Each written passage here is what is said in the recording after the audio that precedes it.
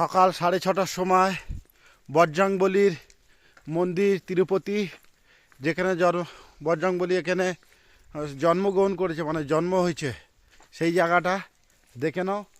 First আমরা এসেছি এখানে দর্শন করতে। পুরো পাহাড়ের ওপরে পুরো কুয়াশা, কুয়াশা না পাখি কি এটা কোনো মেঘ। এই হচ্ছে সিঁড়ি, এই সিঁড়ি বেয়ে এখান থেকে 1 কিলোমিটার যেতে হবে ওপরে। হ্যাঁ, শ্রী স্বামী হরিরাম শ্রী মঠ, শ্রী জবালহি হনুমানজি মন্দির, এইটা দেখে নাও সবাই। জয় বজরংবলী, জয় শ্রীরাম।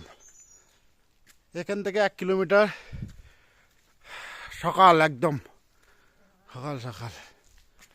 এইটা পার্কিংয়ে যাচ্ছে। চলো এ পালি, এখানে জুতো খুলে গেছে, চলো দেখছি।